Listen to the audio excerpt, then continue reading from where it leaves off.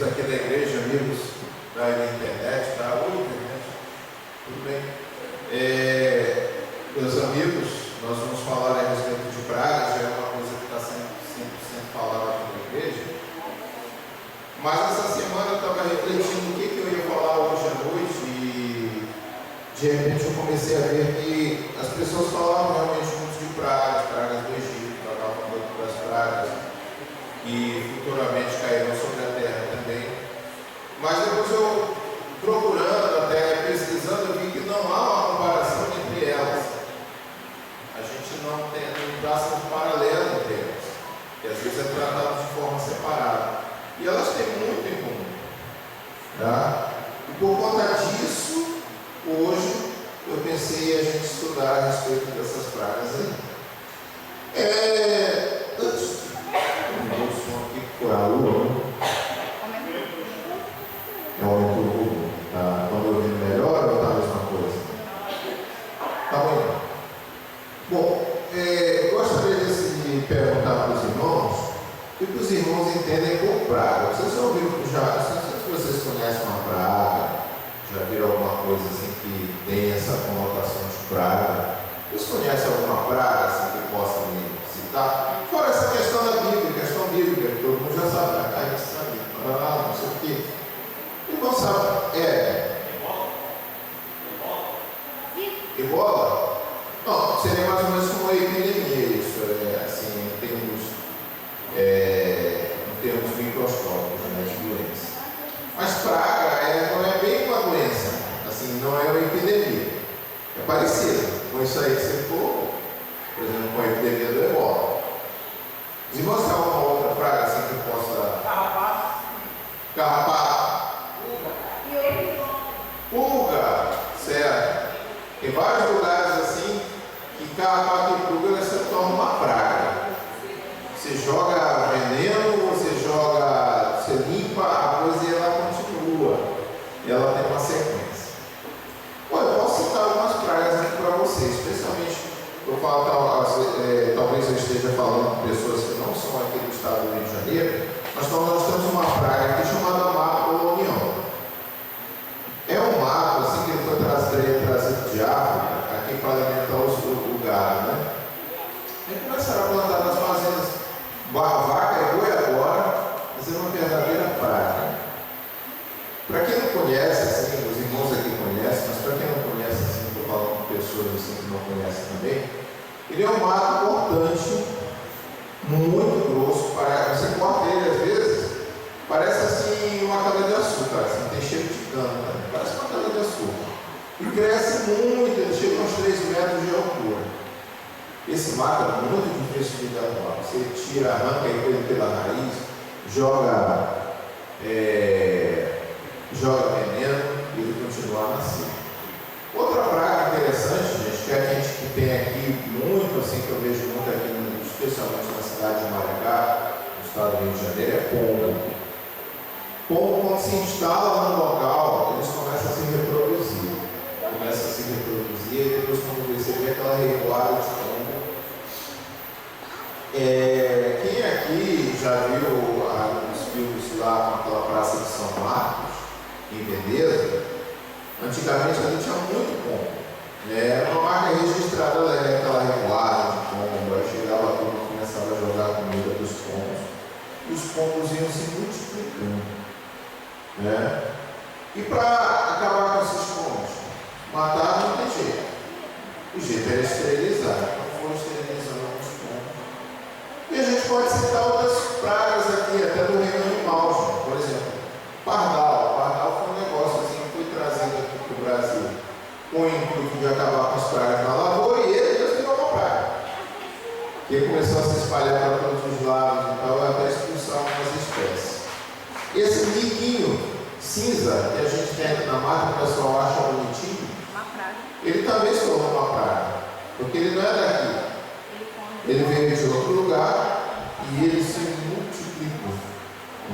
Então, entendeu alguns exemplos de praga para os irmãos? Então, a partir disso, essas pragas elas têm uma característica. Qual a característica principal delas? É que elas começam e elas vão o quê? espalhando, se difundindo. Essa é a principal característica da praga. Ela começa, ela se torna ela se espalha de uma forma global, assim. Ela vai tomando de conta de um espaço, de um lugar qualquer. Certo? Bom, e o que isso tem a ver com as pragas aqui que eu vou colocar para vocês? É que foram coisas assim que vieram de uma forma muito rápida e se espalharam no meio da população do povo, né? Mas por que essas pragas aconteceram lá no Antigo Egito e por que vão acontecer futuramente pela terra? Quais características que aproximam elas? Elas, de certa forma, se aproximam das outras. Mas vamos ver o porquê, não é? Para a gente compreender isso, vamos ver aqui Isaías 14, versículo 13, nosso começo aqui na nossa pregação. Isaías 14, 13. O que diz?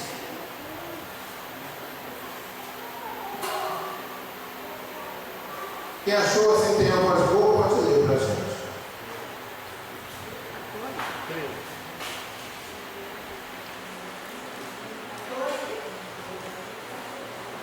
Isaías 14, versículo 13. Você que dizia no seu coração: subirei aos céus, erguerei o meu trono acima das estrelas de Deus. Eu me assentarei no monte da Assembleia, no ponto mais elevado do Monte Santo. Vamos até o 14, que diz assim: subirei acima das mais altas nuvens, serei como o Altíssimo. Serei semelhante ao Altíssimo. O que aproxima aquelas pragas de lá, das pragas modernas, é exatamente isso. O motivo por qual essas pragas foram derramadas e serão derramadas também no futuro.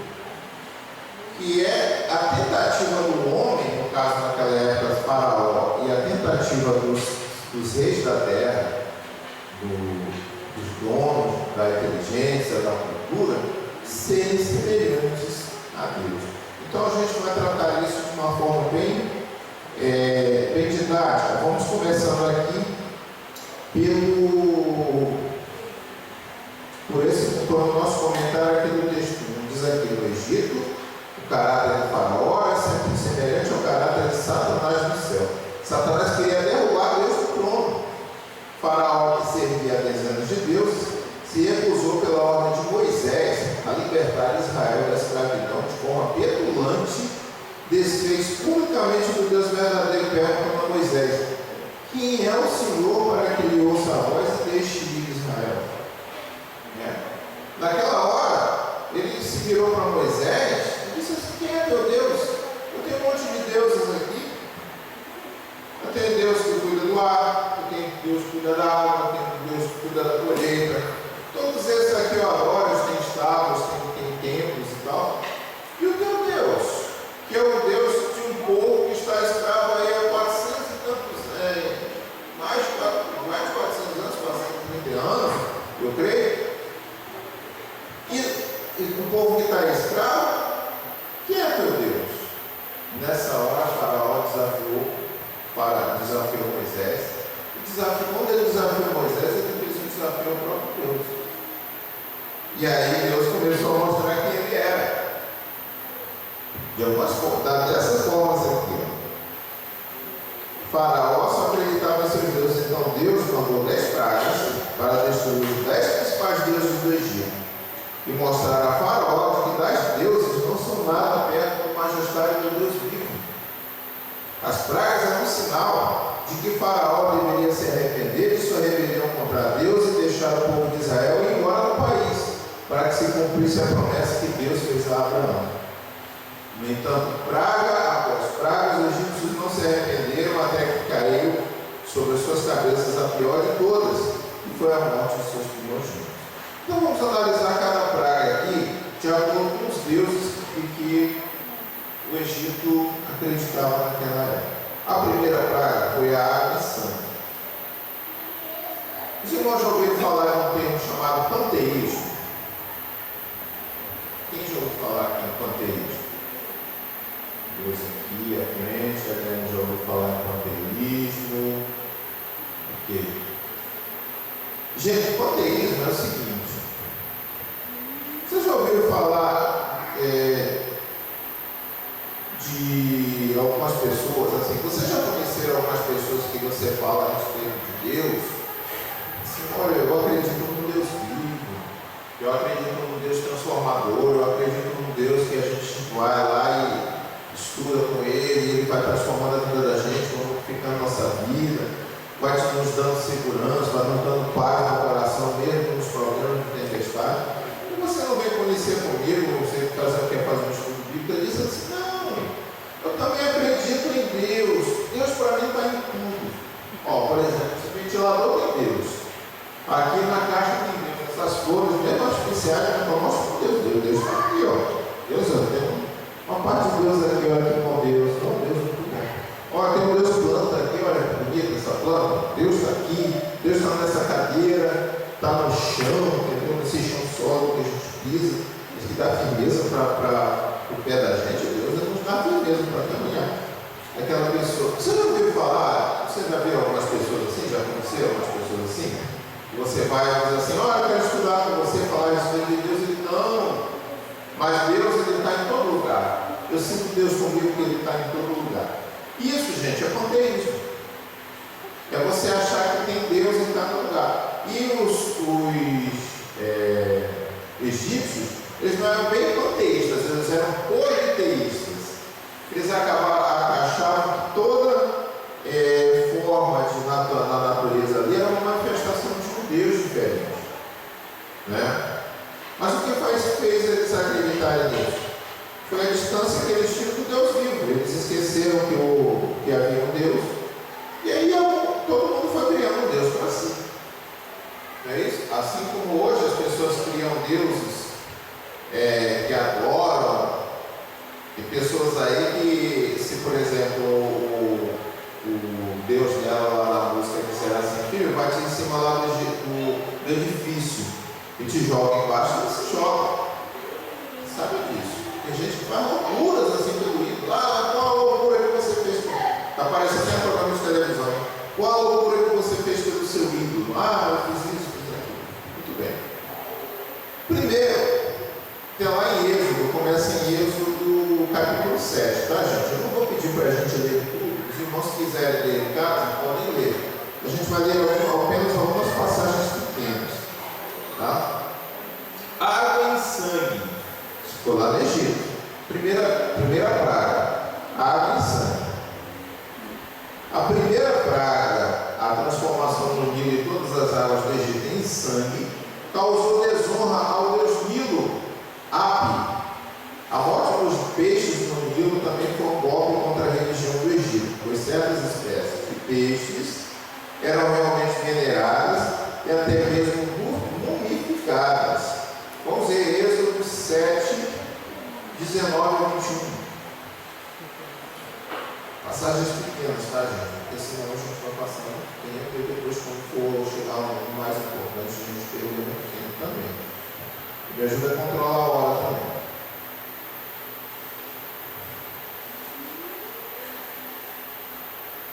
Acharam, gente?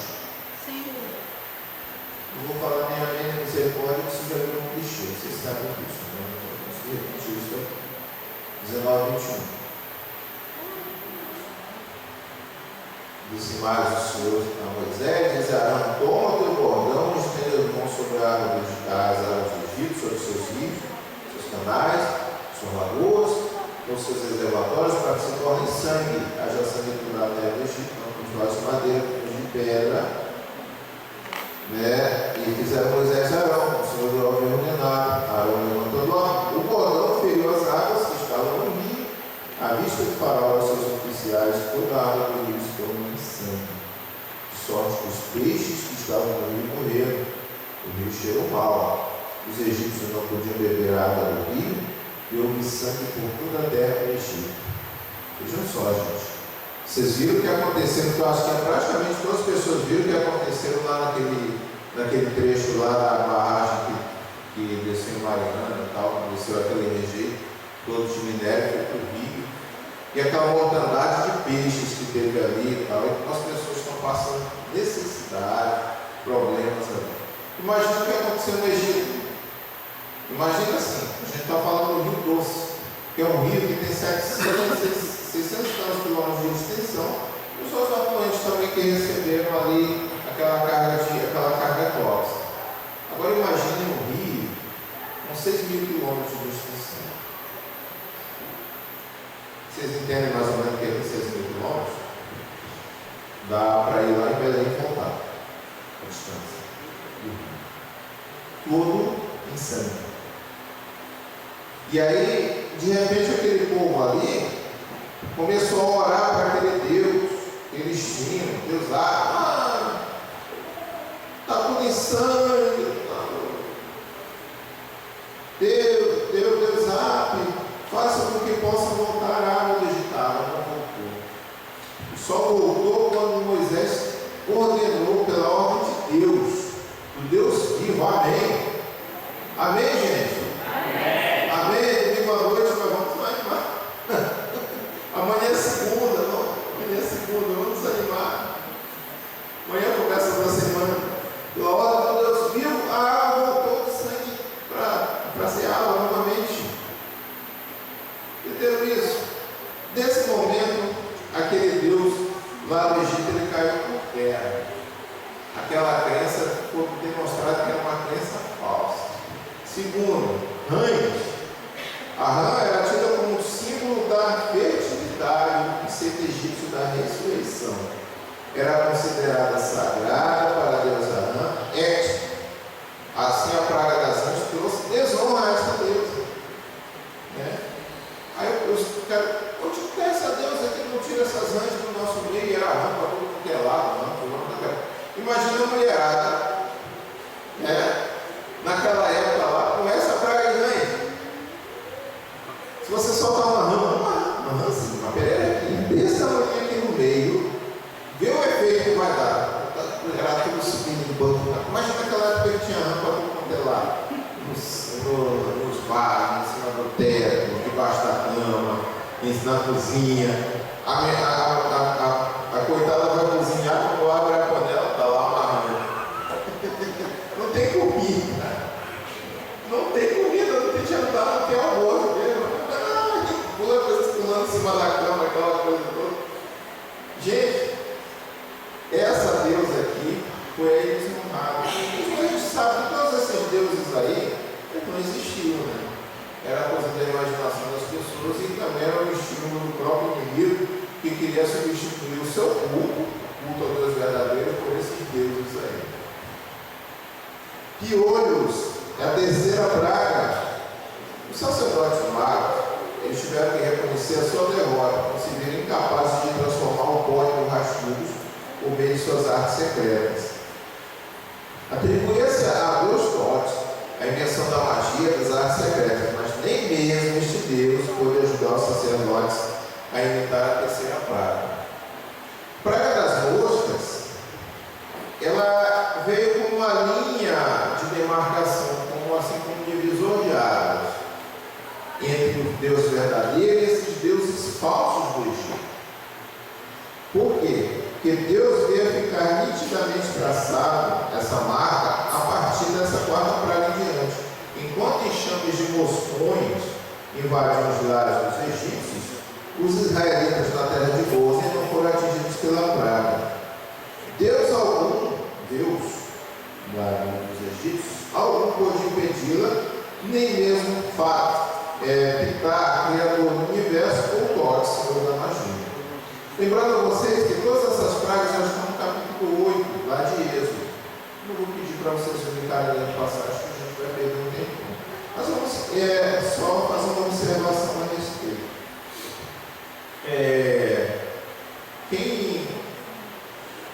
Quem assim já foi ao interior ou andando na roça e tal, que gosta de comer uma manguinha, já viram aquelas moscas chamadas mosca varejeira, né? Varejeira ou varejeira, aquela vergonha, aquela que faz assim.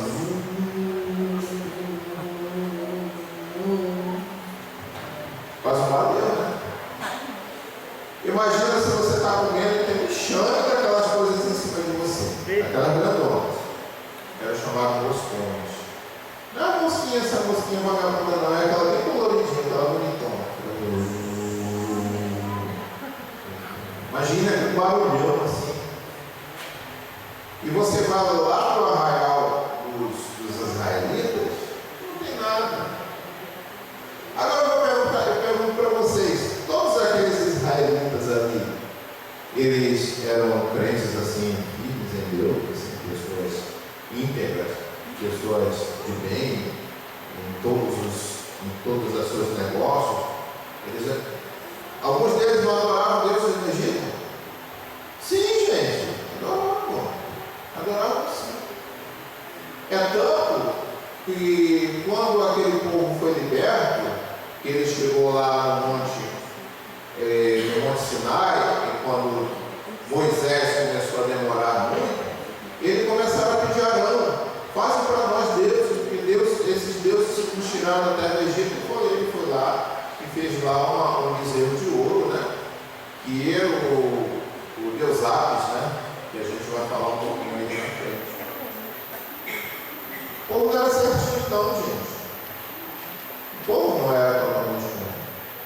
Mas o caminho era correto. Aquela terra de Gósen ali era como a igreja de nós hoje em dia. Muitos relutam, às vezes, em vir para a igreja, porque olham um monte de defeitos na igreja. Olham pessoas erradas, olham pessoas que às vezes botam lá na adoração a alguns deuses e tal. Mas esquecem que tanto quanto a terra de Gósen naquela época, como na igreja hoje em dia, há um só caminho. O caminho do bem, ele está aqui. Ele não está lá fora, ele não está lá na terra dos egípcios. E aquele povo, no meio daquele povo, embora tivesse pessoas idólatras, tinham pessoas ali que adoravam Deus vivo, que esperavam a redenção de Deus, esperavam que Deus um dia nos ia libertar daquela terra de escravidão. Vamos lá. Aqui, peste sobre bois e vacas. A praga seguinte humilhou deidades como Serapis, que era o deus Apis, deus sagrado de Mênfis do gado. Essa deidade, ela foi feita uma tentativa de adoração depois por aquele povo lá no deserto, quando mandou fazer aquele boi lá de ouro, que Arão fez e tal, e que teve toda aquela confusão lá, e alguns dos adoradores acabaram sendo mortos, né, deixados lá no meio do deserto, porque se voltaram a um Deus falso, um Deus que não era o Deus verdadeiro, que não era o Deus criador. Esse Deus era chamado Deus Sagrado de Mênfis do gado, e tinha a deusa vaca. Assim como hoje a vaca é considerada uma divindade e ela é considerada sagrada na Índia, naquela época já tinha esse tipo de adoração às vacas. Então tinha a deusa vaca, que era a deusa Ator, e a deusa Céu, que era imaginada como uma vaca com as estrelas afixadas na sua barriga, né? O pessoal olhava para o céu e imaginava aquele vagão assim, entendeu? Aquela vaca preta e as estrelinhas tudo na barriguinha dela assim e tal. Aí olhar a estrelinha branquinha. Será que acho que é pingo de leite que está caindo lá nas tetas da vaca que está lá no céu? Coisa assim do gênero. Todo o gado do Egito morreu, mas nenhum morreu em Israel. Vocês veem aí, né? E aí foi estabelecida essa diferença. Por que aquele gado morreu? Porque Deus diz assim: olha, a deusa vaca, você não vai salvar nem o bezerro, vai morrer tudinho, porque vocês, ao invés de estar pedindo para mim, para salvar alguns gados, vocês estão pedindo para outros deuses que nem existem. E aí aquilo começou a ser passado de uma forma didática para aquele. Entendam, as pragas era uma forma de mostrar para aqueles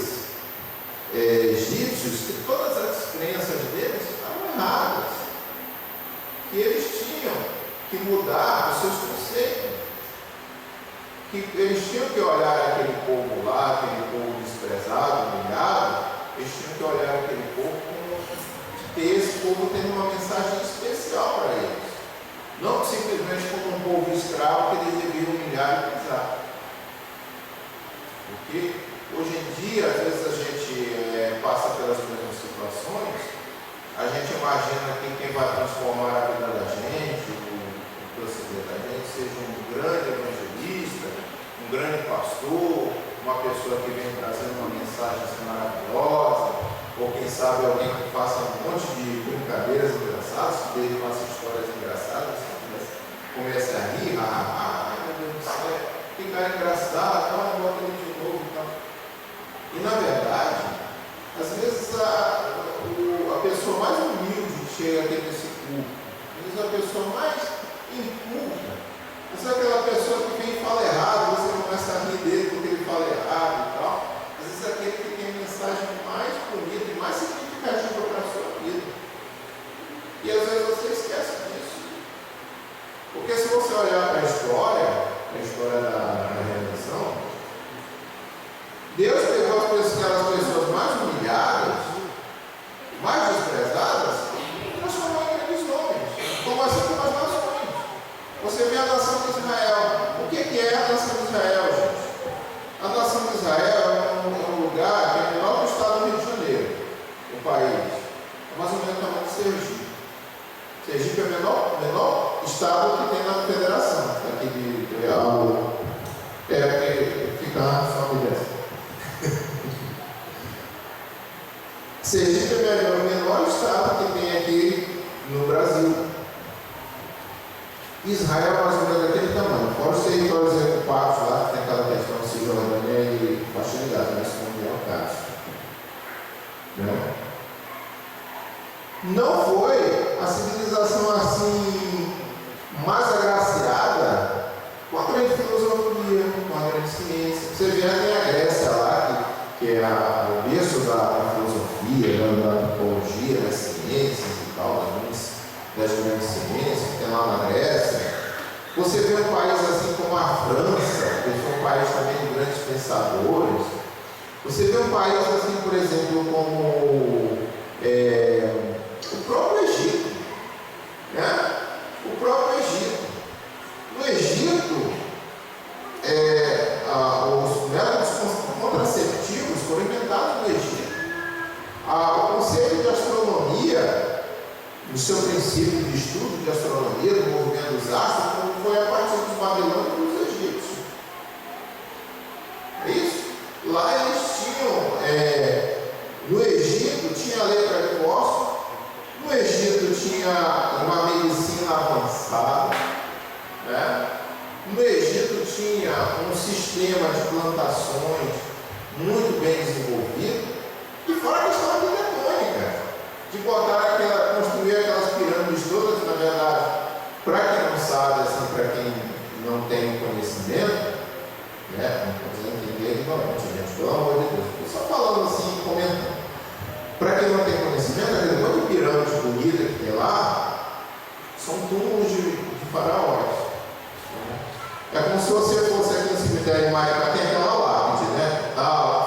Tem umas casinhas maiores, assim, de mausoléus. Aí o cara resolveu fazer um mausoléu assim de 200 metros de altura. Quer saber? Tem pedra aí sobrando, vamos juntar e pilhar essas pedras e tal. Fizeram aquilo ali. Detalhe, foram montadas sem argamassa. Não tem nada unindo elas são unidas pelo peso só. Foram encaixadinhas assim, tipo um brinquedo de Lego. Só que cada pecinha daquela de Lego tem mais de 50 toneladas cada uma. E colocadas assim de guindaste, sem nada, nenhum aparato tecnológico, nada. Tudo na força bruta. Tudo na força dos escravos. Imagina quantos escravos morreram no passado ali. Entendeu? Viraram panqueca debaixo daquelas pedras lá. Não é isso? O que eu quero dizer com isso, gente? De Israel saíram os maiores cientistas desse mundo. De Israel saíram os maiores artistas desse mundo. Se você ouve falar hoje num estudo chamado Warner Brothers, que faz esses filmes aí, inclusive ganhando o Oscar e tal. Vou dar um exemplo assim da Warner que eu lembro, assim, Titanic, por exemplo, da Titanic da Warner, da o Century Fox, não é isso? O Century Fox também é judeu. Todos os grandes estúdios de Hollywood, lá em Hollywood, são judeus. A Metro é judeu. A Metro, a Warner, os irmãos Warner, judeus. Os maiores artistas desse mundo. Por isso que suscitou tanto naquela época lá na Segunda Guerra Mundial, tanto ódio contra eles. Porque eles eram dono de tudo. Eles chegavam lá na vendinha, botavam a vendinha, daqui a pouco a venda prosperava. Mas não é porque eles eram avarentos, né? Que os judeus têm aquela coisa da pessoa dizer que o judeu é avarento, aquele preconceito. Isso também foi um preconceito implantado pelas pessoas que eram antissemitas. Não é por isso não que eles eram trabalhadores, eram dedicados. E eram inteligentes, eles sabiam fazer negócio, sabiam negociar as coisas. E de uma naçãozinha pequenininha saiu um povo, mesmo esse povo foi espalhado, esse povo ele se tornou a nata da ciência e da tecnologia moderna. O que era antigo, como Egito e Babilônia, ficou para trás. O que se trouxe de moderno veio de um paísinho desse tamanho assim, que não tinha nada. Você vai lá em Israel, tem uma parte muito fértil, mas a maior parte assim deserto. É pedra, é areia. E dali saem as maiores mentes da sociedade. O pai da teoria da o pai da teoria da relatividade, Albert Einstein, que foi cientistas assim, um dos cientistas que muitas das coisas que você vê hoje em dia, de viagens espaciais, satélites e tal, saiu da mente desse homem. Entendeu, gente? Se hoje você está com o celular aqui para aquele zap, você deve, no fundo, você vai dever a invenção desse celular ao judeu. Né? E era justamente isso, esse povo, foi justamente esse povo que foi protegido ali no Egito. Vamos concluir aqui, que eu quero passar aqui para as pragas modernas. Chuva de pedras. Haviam deuses que eram considerados que tinham controle sobre os elementos naturais. Por exemplo, Íris era a deusa da água, Íris era o deus da água, desculpa. Íris era deus da água e Osíris era deus do fogo. Certo? E onde estava aquele povo quando caiu onde estavam aqueles deuses? Onde caiu esse monte de saraivada de pedras, essa chuva de pedras enormes assim em cima do Egito. Saraivada de pedras, como fosse uma chuva de granizo assim muito forte, que saiu e destruiu tudo. De repente também os egípcios começaram a ter feridas, né? E a rainha do céu do Egito, Leite, foi a exumbada, foi derrubada.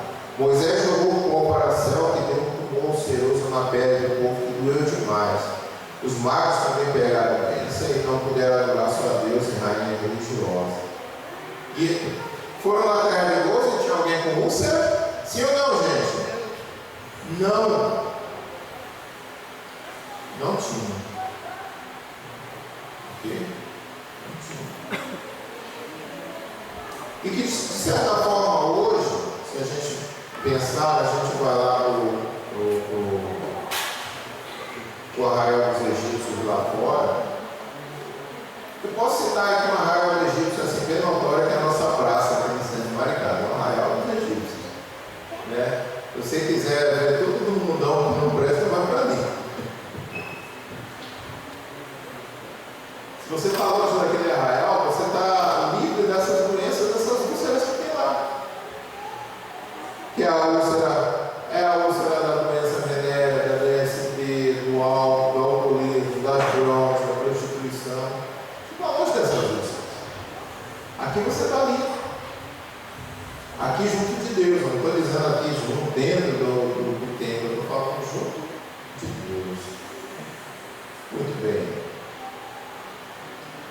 Aí veio a praga dos gafanhotos. Essa praga dos gafanhotos, ela tinha como finalidade derrotar os deuses egípcios chamados Shu, que era o deus do ar, e Sebek, que era o deus inseto. Sim, tinha um deus inseto também.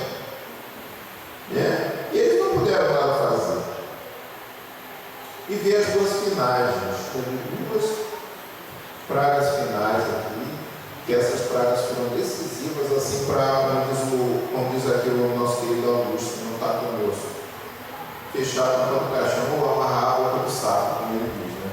Diz assim, para amarrar a boca do saco, a escuridão, 3 dias de escuridão.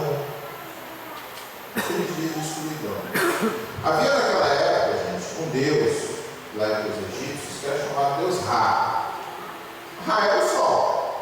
Eles tinham na mente assim, que o sol, como um astro rei, ele era uma pessoa muito brilhante. Era um deus muito brilhante, que dava o sol para o Egito, para o mundo e tal, em geral. Esse Deus Ra, ele foi aí humilhado nesse momento. Porque Deus aí provou que não existia Deus que pudesse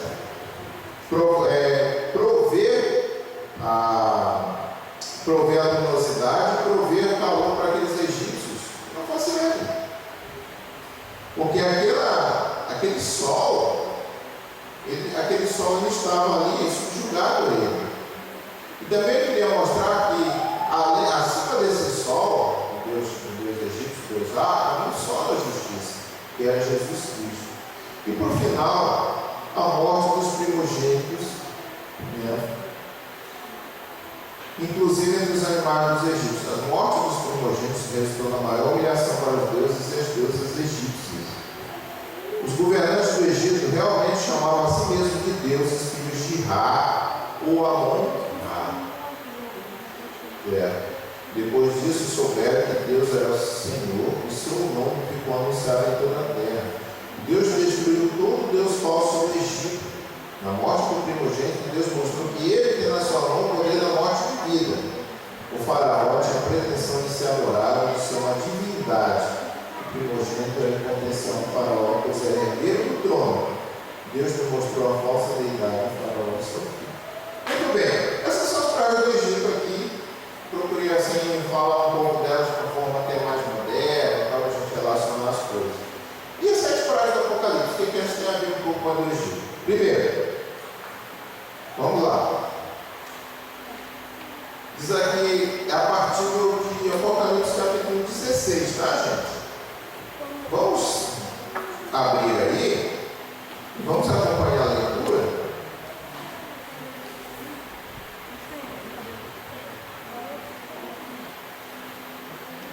Diz assim, Apocalipse 16, versículo 1 e 2, eu ouvi vinda no santuário.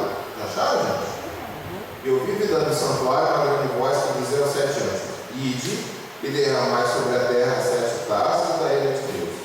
Então foi o primeiro e derramou sua taça sobre a terra, e apareceu uma chaga ruim e maligna nos homens, que tinham o sinal da besta e que adoravam a sua imagem. Certo?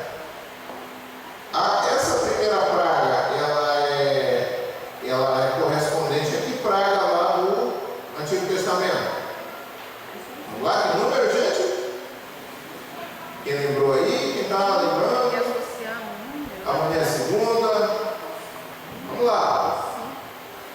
Para quem não está de greve, amanhã é expediente de trabalho. Sexta praga. A sexta praga. Úlceras malignas. Certo? Vamos lá. A segunda praga caiu sobre o mar. Em Babilônia tínhamos a deusa Tiamat, deusa dos mares. Hoje nós temos Iemanjá, chamada Rainha do Mar. E aí, muitas outras santas dos mares. Certo? E diz que aqui que Deus as ferirá, como fez com o Nilo no Egito. Se você for pegar o fundamento, gente, de toda a religião não cristã, e até algumas cristãzinhas mesmo, que estão por aí, todos os fundamentos da religião não cristã é a seguinte: é que não existe pecado, não existe pecador, né? E que nós, quando morrermos, nós vamos evoluir. Se eu fiz muita coisa ruim nesse mundo, eu vou evoluir para uma outra forma de vida. Nessa forma de vida eu vou poder pagar os pecados que eu fiz nessa terra, que eu fiz de errado. E assim vai. O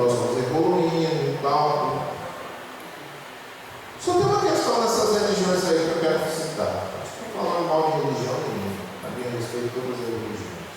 Mas eu quero falar, assim, especialmente de um traço que essas religiões colocam. Elas não falam nada sobre a transformação de um mundo novo, um mundo que vai acabar com a miséria, um mundo em que vai acabar com a morte, que não vai haver morte, que não vai haver mais doença, que não vai haver mais corrupção. Elas só falam sobre a evolução do ser humano e o ser humano voltando para cá. Mas se eu evoluo, Luciano evolui ali, aí Luciano evolui, lá ele evolui. Aquele amigo lá que eu não conheço, não lembro o nome dele exatamente, que está olhando um pouco para o lado, evolui, vai evoluindo como ser humano. Nós todos vamos evoluindo.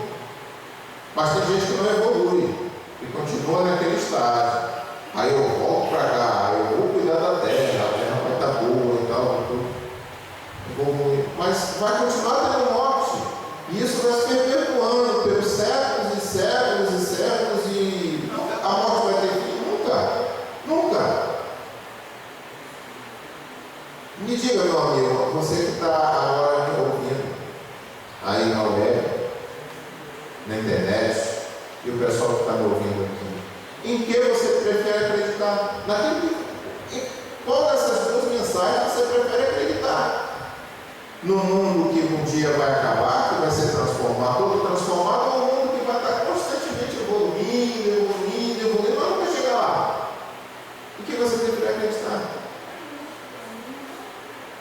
Na mensagem do caminho largo, porque esse caminho, essa história da evolução e tal, de reencarnação, ele é um tipo de ideologia que é amplamente falado por aí, que todo mundo fala, e que é um caminho largo.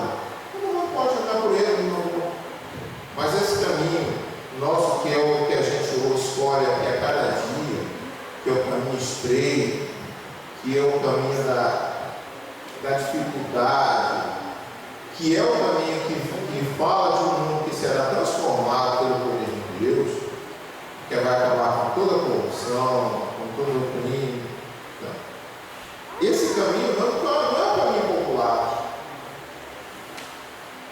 Ele não é falado assim de uma forma bonita na televisão, nos meios de comunicação, pelo contrário. Ele é execrado, ele é achacado, é feito piada com ele, as pessoas fazem piada e tal. E também eu não estou aqui pregando que não se faça piada com religião, essas coisas e tal. De certa forma, as pessoas às vezes fazem colocam assim algumas esquetes, falam a respeito de igreja, faz aquela brincadeira, e tem uns irmãos raivosos que vêm, que falam, meu Deus, que desrespeito e tal. E é muito complicado assim você lidar com essa questão de religião, porque às vezes você não quer que brinquem com a sua religião, mas quando for para brincar com a outra, você acha graça. Então não vou entrar nesse mérito. Mas você vê, gente, que aquele outro caminho, que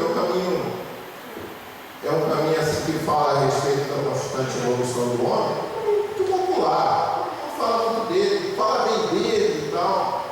No rádio, na televisão, nas novelas, nos filmes.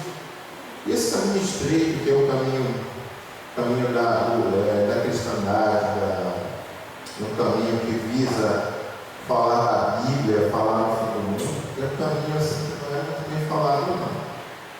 Mas lembre-se sempre que aquele milagre é que vai prevalecer no fim. A segunda praga cai sobre o mar.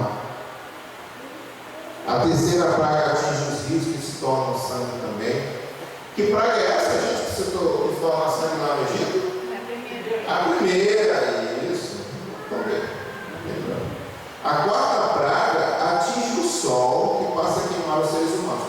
Lembra que lá no Egito o sol foi apagado? Sim. O sol foi apagado. Daí em diante o sol passa a abrasar as pessoas. E diz aqui são atingidos os astrólogos, os que adoram Deus falso, no primeiro dia da semana. E está aqui em inglês, Sunday. Primeiro dia da semana, domingo, em inglês ele é Sunday. Sunday quer dizer dia do sol. É no dia em que os pagãos iam lá e adoravam o sol, adoravam no primeiro dia da semana. E eu vejo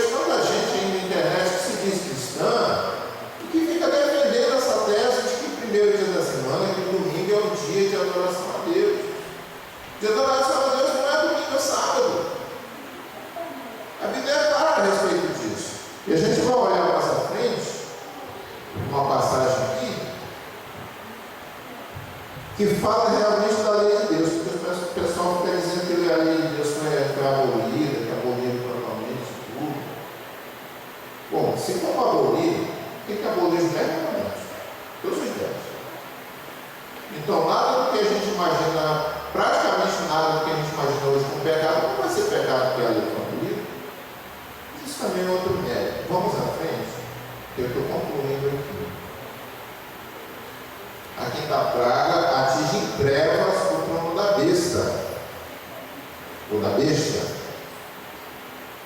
E diz aqui que o Senhor do sábado mostra que o Deus que ele professava a fé não passava de um ídolo que não exprime seu verdadeiro caráter. O homem ainda assim não se arrepende de seus roubos, assassinatos, adultério, idolatria e o ataque ao quarto mandamento da lei de Deus. No entanto, na quinta praga se torna claro que Deus julgou a mulher prostituta de Apocalipse 17 e a considerou culpada de crime contra ele e seu projeto de salvação da humanidade. Aí ele ataca diretamente o cristianismo apostatado. Esse cristianismo que está aí fora, que só fala de vantagem, de prosperidade, de boa vida. A boa vida no mundo que está para se acabar. Estou pregando aqui que ninguém, não estou pregando estoicismo aqui, não estou pregando que ninguém vive em caverna, sem luz elétrica, sem nada. Já várias vezes a gente vê aqui nesse culto e realmente é uma coisa que está acontecendo. Cada um tem que viver, procurar o seu conforto. Mas procurar acumular bens aqui nessa terra, uma tolice. No mundo que a gente sabe que está prestes a ser modificado, que nada disso vai ficar. Bom, o dia escuro lá no Antigo Testamento foi que praga? Foi? Nona praga. E aqui ela está com uma quinta praga. Muito bem. Segue aqui o Apocalipse 16. A sexta praga, ela é um pouco complexa. Mas aí vem esses três demônios, essas três errâncias, esses três espíritos imundos semelhantes a rãs. Ok? E aí eles vão aos reis da terra para compreender, para falar a respeito da necessidade da guerra contra os santos de Deus. E quem são os santos de Deus, gente? O que a Bíblia diz? Vamos lá, Apocalipse. Apocalipse 14.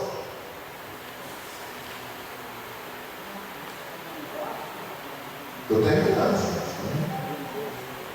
Mais 5 minutos a gente conclui. Apocalipse 14, versículo 12. Diz claramente aqui. Aqui está o quê? Perseverança dos santos. Eu queria que todos lessem juntos. Vamos lá. Deve ser 3, todos leem juntos essa passagem aí. Vamos ver. Vamos lá. 1, 2, 3. Aqui está a perseverança dos santos, aqueles que guardam os mandamentos de Deus e a fé em Jesus. São 10. Não é só 4, não, tá, gente? Não é só o quinto mandamento, honrarás teu pai e tua mãe. Tem gente que diz assim, não, eu cuido bem do meio, eu tenho meu pai, minha mãe e tal, mas a vida, o resto da vida dele está tudo erradinho. Não é isso não. São os 10. Tá? Pensem bem. Até porque a Bíblia não fala exatamente de 10 mandamentos, ela fala dos mandamentos da lei de Deus. Então a gente vai dividindo e acaba tendo 10 realmente a serem considerados. O senhor sabe, assim, só uma observação antes da gente partir para a conclusão aqui. Vocês sabem por que aqueles 10 mandamentos foi dado àquele povo do Egito? Tem muita gente que diz que aqueles mandamentos lá eram só para os judeus. Mas vou parar para pensar, gente. Caim, quando ele matou Abel, ele foi condenado por uma lei. Essa lei já existia na época de Canela, já estava nas pedras? Não, ela já estava escrita por Deus nas pedras? Não, mas ela já existia, não existia? Matar sempre foi pecado, não foi? Adultério sempre foi pecado, não foi? Foi, gente. Só que aquele povo se acostumou com a justiça lá dos egípcios, que era uma justiça assim meio dúbia. Às vezes uma coisa era e às vezes não era. É Deus que gravava no coração e na mente daquelas pessoas as suas leis. Quando ele gravou na pedra, ele não queria só gravar na pedra, não. Ele queria gravar no coração, na mente e no seu coração. Esse era o intuito de Deus ali, para que aquele povo não esquecesse mais. Uma coisa gravada numa pedra, você deixa assim 500 anos, vai continuar gravada na pedra. E esse era o intuito de Deus, quando eles olhassem ali gravado na pedra, ele pudesse guardar no seu coração também. Vamos concluir. O sexto anjo derrama a sua taça sobre o rio Eufrates e seca o rio. Está uma parábola que já aconteceu uma vez no Antigo Testamento. O Eufrates foi secado por Ciro, rei dos Médios, quando ele atacou a Babilônia e a conquistou usando técnicas de desvio do rio. Vocês podem ver isso em Isaías 45, de 47 de 1 a 15, tá, gente? Vocês podem olhar isso daí. Ok? 45, versículo 1 e 47, Isaías 47, de 1 a 15. Ele desviou o rio do seu curso natural e invadiu a Babilônia. E ali aquele rio Eufrates ele vai ser secado por Deus para simbolizar a invasão deste mundo mal pelo povo de Deus. Vai derrubar a Babilônia, mas não a Babilônia que era aquela Babilônia de antigamente, não, mas a Babilônia espiritual. Ela vai ser invadida pela cidade santa e não vai existir mais pecado nem mal nenhum, e nem mais idolatria nenhuma. Diz aqui que águas em profecia simboliza povos, nações, conforme Apocalipse 17:15. O Eufrates simboliza os povos que dão apoio às religiões apóstatas. Isso significa que elas perderão o apoio financeiro das nações. A sexta praga é um esforço desesperado para se manter no poder. Mas como não pode atacar a Deus com armas, quem devemos atacar? Quem devemos atacar? Naturalmente aqueles que anunciaram as pragas, ainda por cima não receberam, o povo de Deus.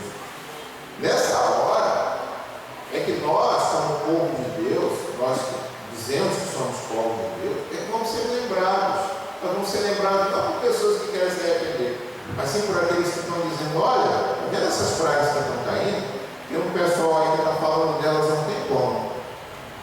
E se estão caindo é porque esse povo lembrou Deus dessas pragas, então por isso que ele está jogando por cima de nós. E quem é esse povo? É a igreja que lembra a eles todos esses dias.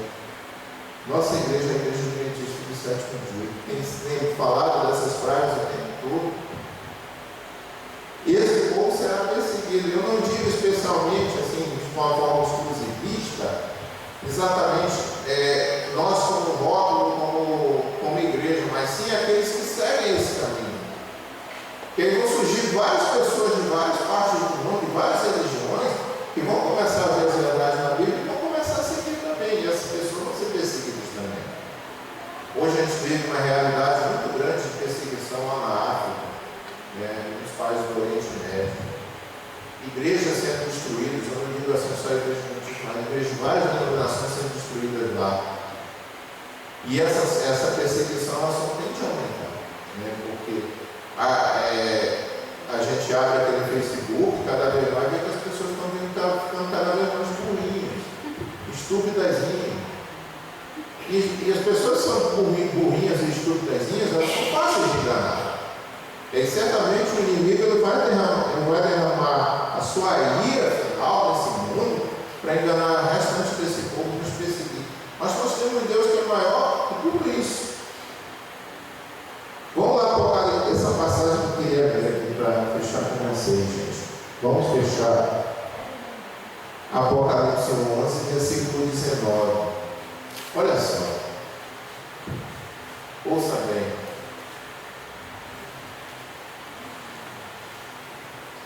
Isso é para aquele detrator, aquela pessoa que fala que a lei de Deus é uma coisa que está só lá para judeu no Velho Testamento. Tá? André, lê para nós aí Apocalipse 11, versículo 19. Apocalipse 11, versículo 19.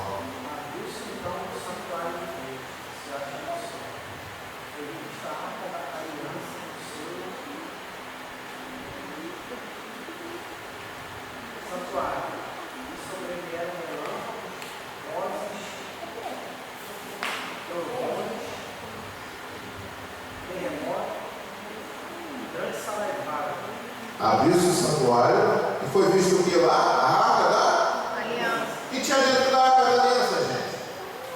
10 mandamentos. Tinha 3 coisas: a vara de Arão, a vara de Arão, e o maná. o maná E as 2 tábuas da lei. e as tábuas da lei. Uns 10 mandamentos, não eram 9. Duvido se você abrir a arca da aliança, essa arca da aliança que aparece aqui em Apocalipse, tem 9 mandamentos lá dentro, tem 8 ou tem 7. E não é só essa questão assim de você falar, tem 9 e tal, não, tem 8 e 7, gente.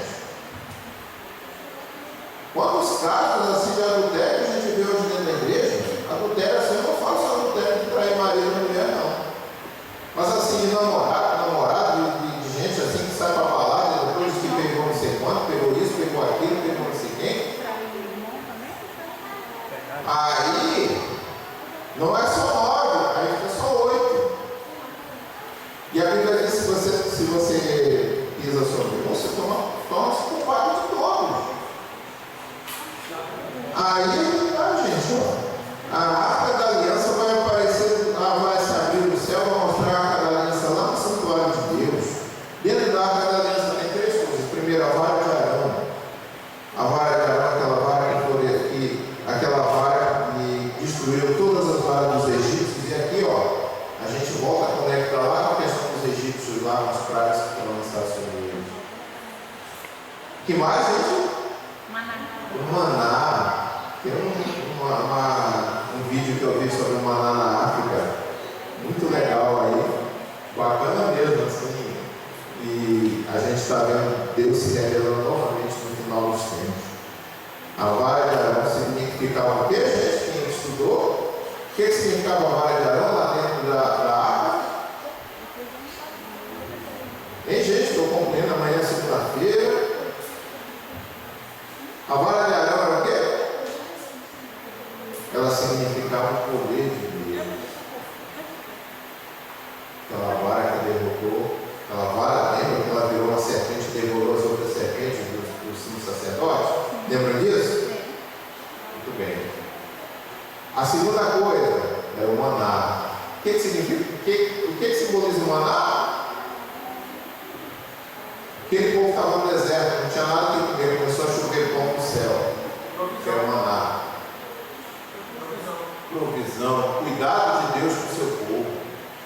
A gente é uma coisa que a gente vai falar depois nessa relação de cuidado de Deus, mas particularmente, primeiro o poder de Deus, o cuidado dele, e por último a lei de Deus. O que significava a lei de Deus ali dentro da arca?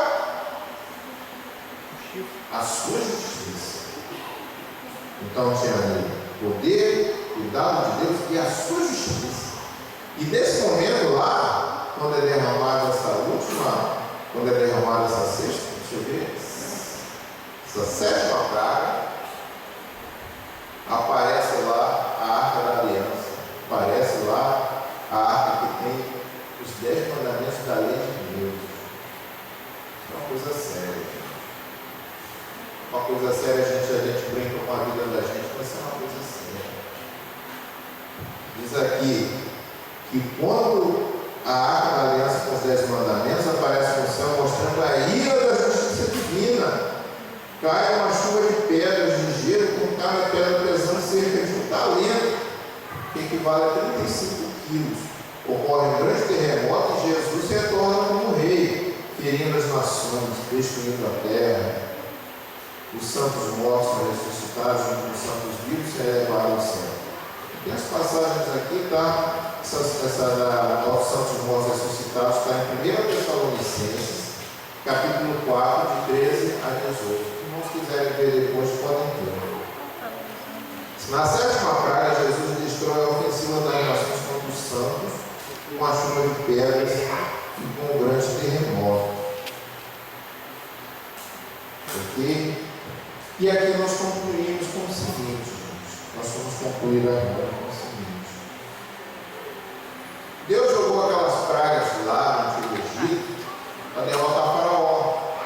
Faraó representava o orgulho humano. Ele achava que ele era o Horus vivo. Né? Ele achava que ele era um Deus na terra. E que como Deus, ele tinha domínio sobre toda a sua vida e sobre a vida dos demais. Hoje o que nós vemos modernamente, quem são os faraós modernos de hoje? São os grandes músicos, os grandes astros, os grandes artistas. É a sociedade em geral que diz assim: ninguém manda em mim, eu sou dono da minha semana, como diz a pessoa, como minha avó dizia antigamente. Ninguém manda em mim, sou dono da minha semana, sou dono do meu corpo, eu sou dono da minha alma. Você não é dono de nada. Nada que a gente tem aqui é da gente, tudo que a gente tem é emprestado. Nosso corpo é emprestado, nosso entendimento, nossa alma, tudo é de Deus. Tudo que tem aqui ao redor é de Deus. Isso aqui não é de associação, isso aqui não é do pessoal da comissão, não é de nada, tudo aqui é de Deus. E Deus veio no final mostrar quem realmente é o dono, quem é the boss. Quem é o chefe, quem é o chefão. Não é Faraó, não é o ser humano. Que o ser humano hoje ele se arvoa como Deus. Ele quer criticar como Deus. Ele quer usar o corpo dele da maneira que ele quiser. Ele quer viver a vida como ele quiser. E aí a gente vê em que desgraça podemos estar imersos. Mas aí, Deus naquela época mandou aquelas pragas e mandou o libertador que foi Moisés. Hoje, modernamente, essas pragas vão ser mandadas e vai viver o último libertador nessa terra, que vai ser Jesus Cristo. E aí Jesus Cristo vai libertar a todos nós, libertar a nossa terra de todos os males. Nós vamos sair da terra do Egito e vamos para uma terra que emana leite e mel, que é o céu que não está prometido. E a terra, quando ela for toda reconstruída depois dos nossos 1000 anos no céu. E que Deus possa nos ajudar, gente, nos abençoar. Porque nós somos fracos, nós somos falhos, nós dependemos do poder de Deus. Deus possa nos inspirar cada dia, para que assim nós possamos almejar essa terra santa, nós possamos passar por esse deserto que nós estamos passando aqui, cheio de escorpião para nos picar, cheio de cobra venenosa, cheio do sol nos escorregando, o sol está cada dia mais terrível, a gente sabe, cheio com muita seca. Às vezes eu sei que tem muita gente que tem problema de água aqui, ou quando não é água, é inundação. A gente às vezes está atravessando aquele deserto, tem uma inundação e quer nos apagar a todos. Estamos passando por um deserto. Mas assim como o povo de Israel passou 40 anos no deserto, mas ele chegou à terra prometida, nós vamos passar pelo nosso deserto e vamos chegar à nossa terra prometida. Amém. Essa é a minha mensagem de hoje, em nome de Jesus. Amém. Amém.